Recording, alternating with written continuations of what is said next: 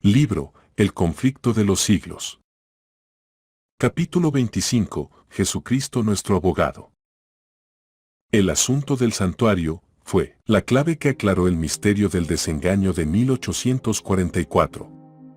Reveló todo un sistema de verdades que formaban un conjunto armonioso y demostraban que la mano de Dios había dirigido el gran movimiento adventista, y al poner de manifiesto la situación y la obra de su pueblo le indicaba cuál era su deber de allí en adelante. Como los discípulos de Jesús, después de la noche terrible de su angustia y desengaño, se gozaron viendo al Señor, así también se regocijaron ahora los que habían esperado con fe su segunda venida. Habían esperado que vendría en gloria para recompensar a sus siervos. Como sus esperanzas fuesen chasqueadas, perdieron de vista a Jesús, y como María al lado del sepulcro, exclamaron: «Se han llevado a mi Señor, y no sé dónde le han puesto». Entonces, en el lugar santísimo, contemplaron otra vez a su compasivo sumo sacerdote que debía aparecer pronto como su Rey y Libertador. La luz del santuario iluminaba lo pasado, lo presente y lo porvenir. Supieron que Dios les había guiado por su providencia infalible. Aunque, como los primeros discípulos, ellos mismos no habían comprendido el mensaje que daban, este había sido correcto en todo sentido. Al proclamarlo habían cumplido los designios de Dios, y su labor no había sido vana en el Señor. Reengendrados en esperanza viva, se regocijaron con gozo inefable y glorificado.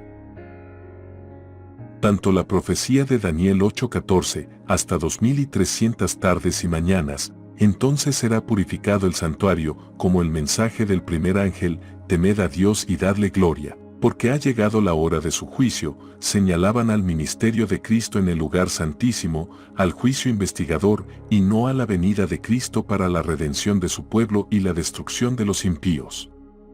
El error no estaba en el cómputo de los periodos proféticos, sino en el acontecimiento que debía verificarse al fin de los 2300 días. Debido a este error los creyentes habían sufrido un desengaño, sin embargo, se había realizado todo lo predicho por la profecía, y todo lo que alguna garantía bíblica permitía esperar. En el momento mismo en que estaban lamentando la defraudación de sus esperanzas, se había realizado el acontecimiento que estaba predicho por el mensaje, y que debía cumplirse antes de que el Señor pudiese aparecer para recompensar a sus siervos. Cristo había venido, no a la tierra, como ellos lo esperaban, sino, como estaba simbolizado en el símbolo, al lugar santísimo del templo de Dios en el cielo.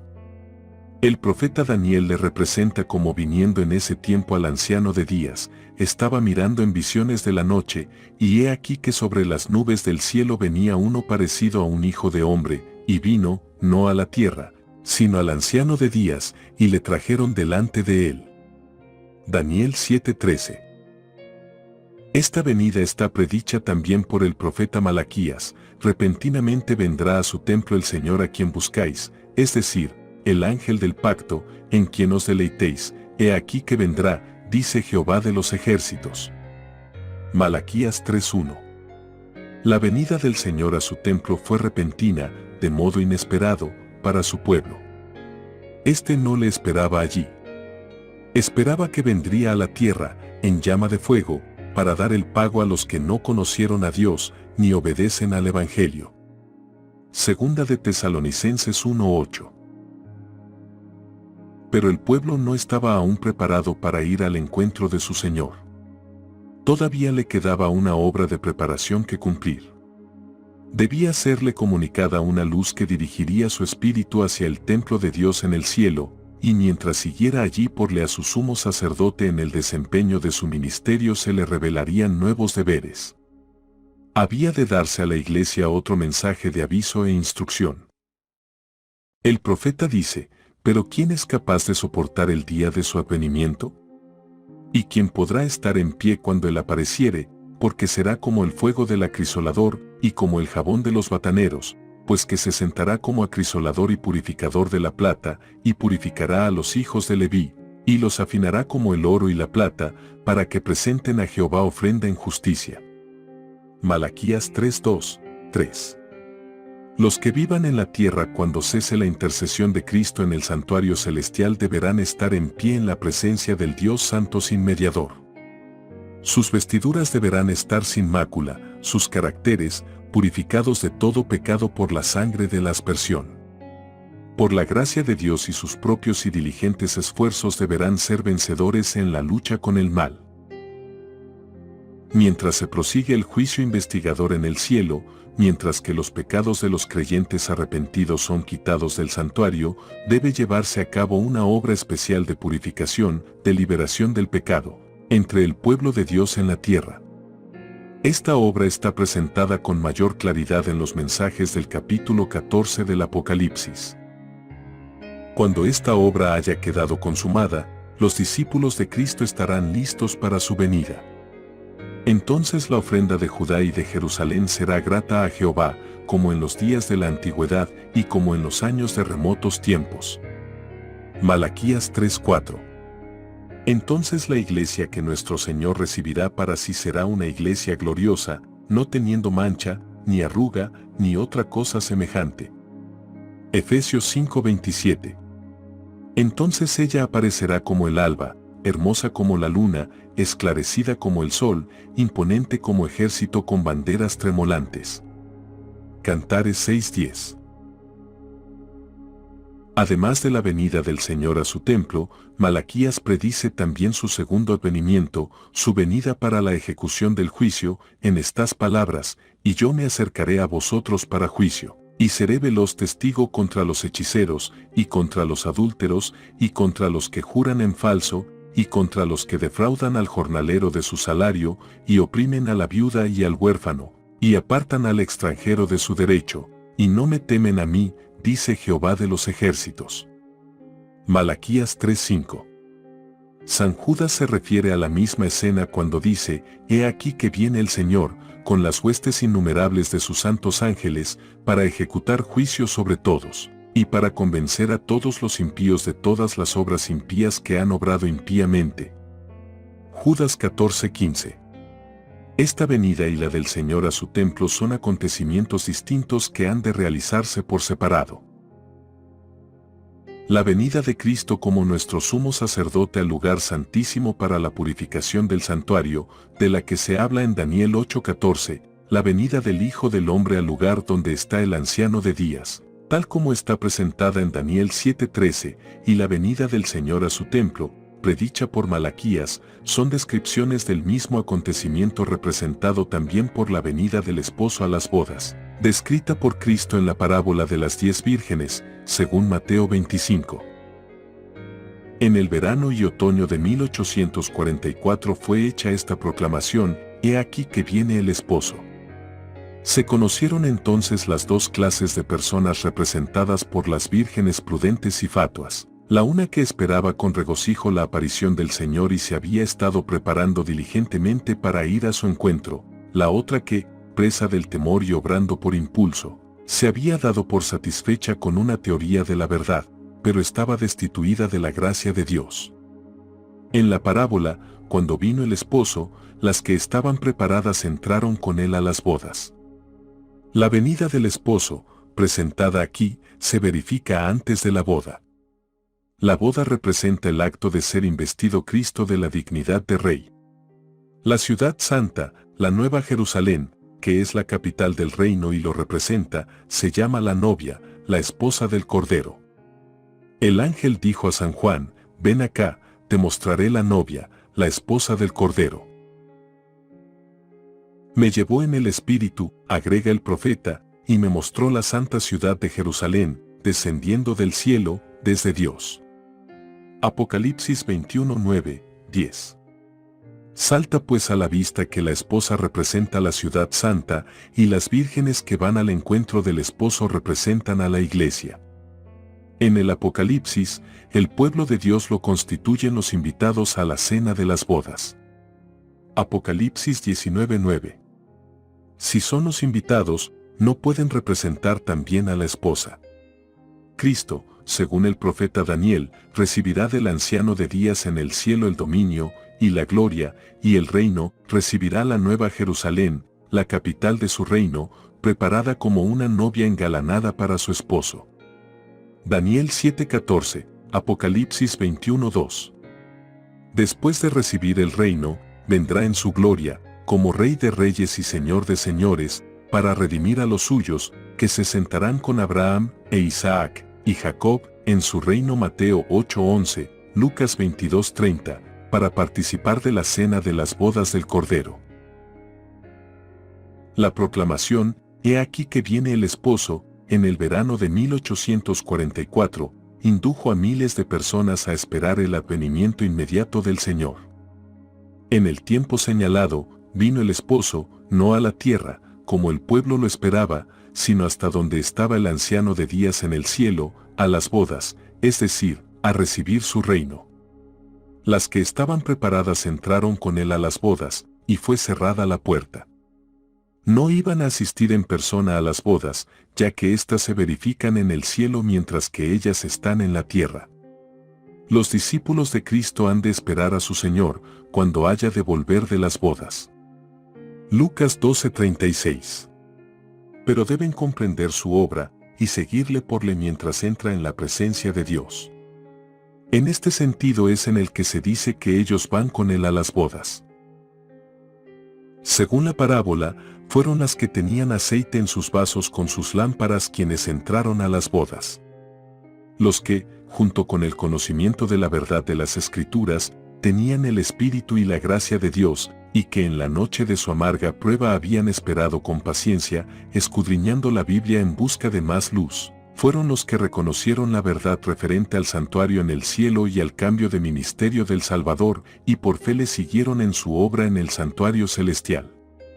Y todos los que por el testimonio de las Escrituras aceptan las mismas verdades, siguiendo por le a Cristo mientras se presenta ante Dios para efectuar la última obra de mediación y para recibir su reino a la conclusión de esta, todos esos están representados como si entraran en las bodas.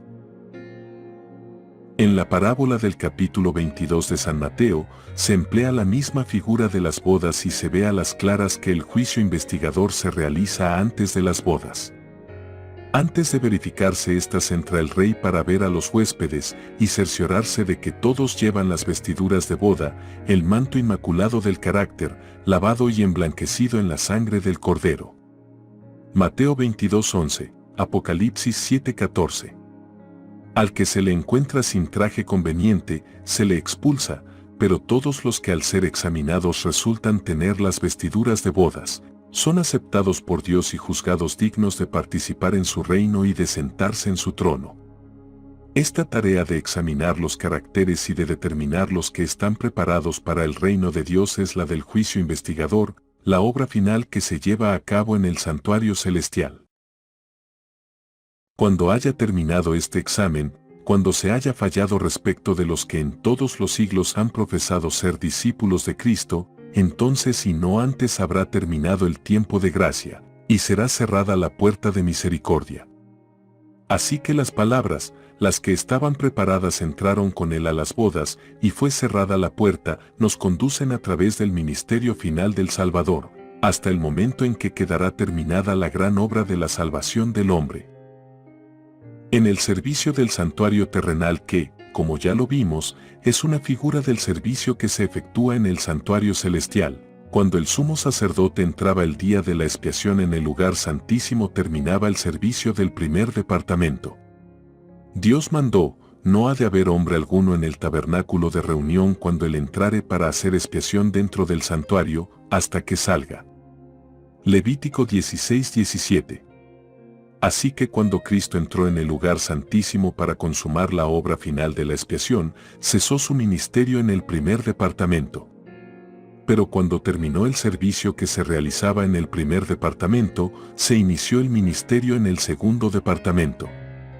Cuando en el servicio típico el sumo sacerdote salía del lugar santo el día de la expiación, se presentaba ante Dios, para ofrecer la sangre de la víctima ofrecida por el pecado de todos los israelitas que se arrepentían verdaderamente.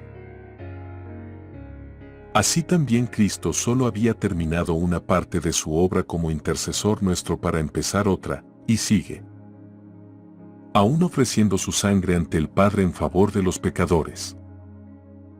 Este asunto no lo entendieron los adventistas de 1844. Después que transcurriera la fecha en que se esperaba al Salvador, siguieron creyendo que su venida estaba cercana. Sostenían que habían llegado a una crisis importante y que había cesado la obra de Cristo como intercesor del hombre ante Dios. Les parecía que la Biblia enseñaba que el tiempo de gracia concedido al hombre terminaría poco antes de la venida misma del Señor en las nubes del cielo. Eso parecía desprenderse de los pasajes bíblicos que indican un tiempo en que los hombres buscarán, golpearán y llamarán a la puerta de la misericordia, sin que ésta se abra.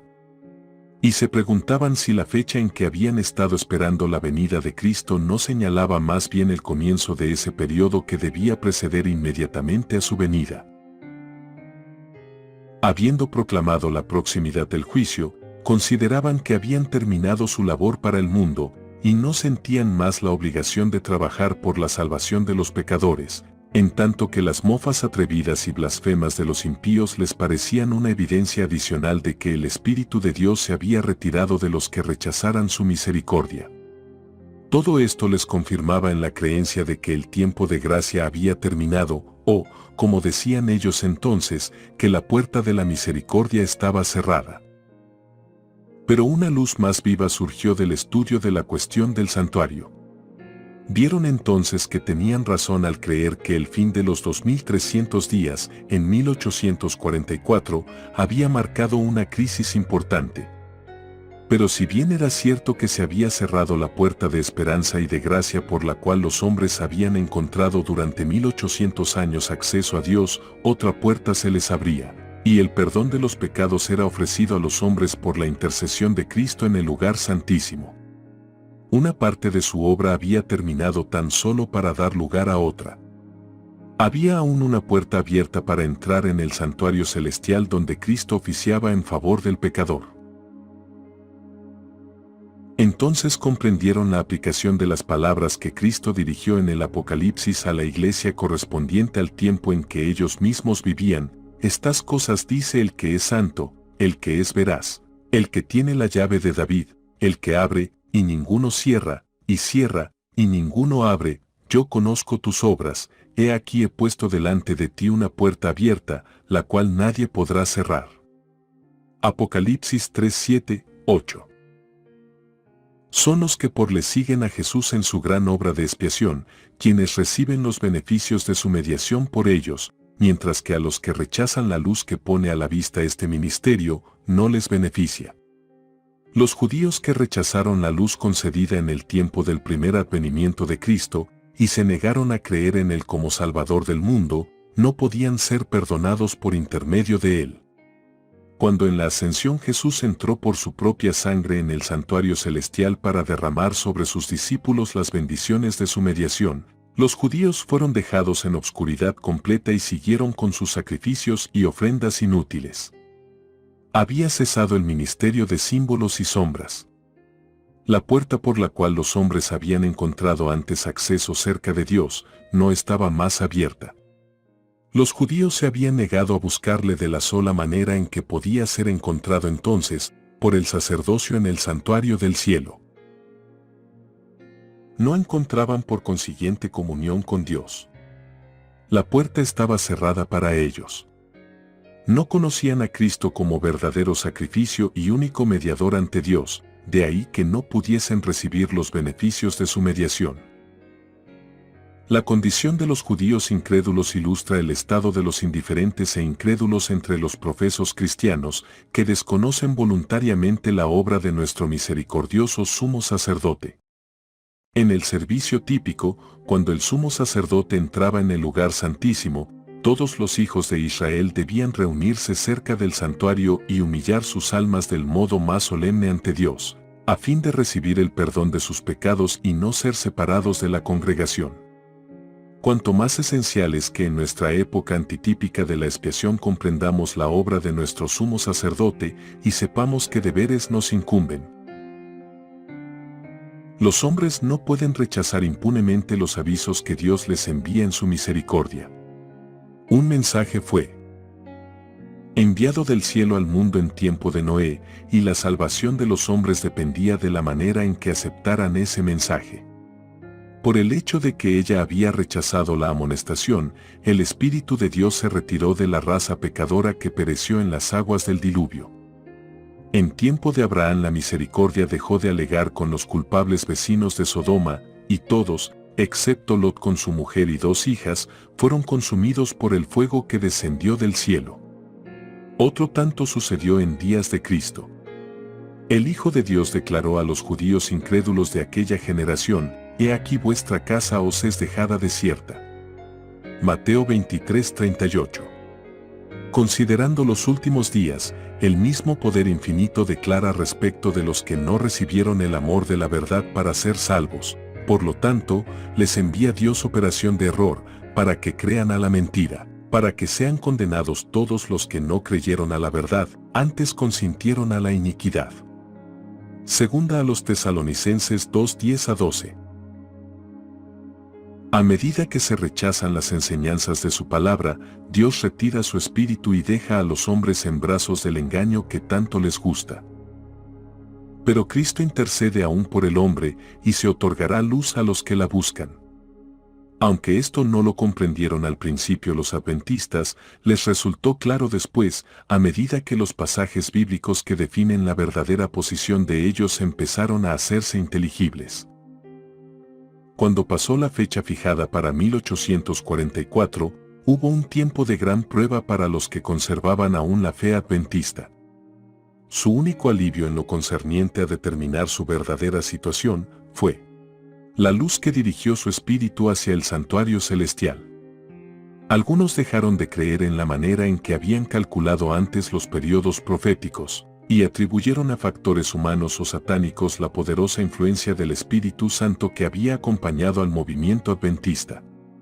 Otros creyeron firmemente que el Señor los había conducido en su vida pasada, y mientras esperaban, velaban y oraban para conocer la voluntad de Dios, llegaron a comprender que su gran sumo sacerdote había empezado a desempeñar otro ministerio y, siguiéndole con fe, fueron inducidos a ver además la obra final de la Iglesia. Obtuvieron un conocimiento más claro de los mensajes de los primeros ángeles y quedaron preparados para recibir y dar al mundo la solemne amonestación del tercer ángel de Apocalipsis 14. Que Dios te bendiga abundantemente.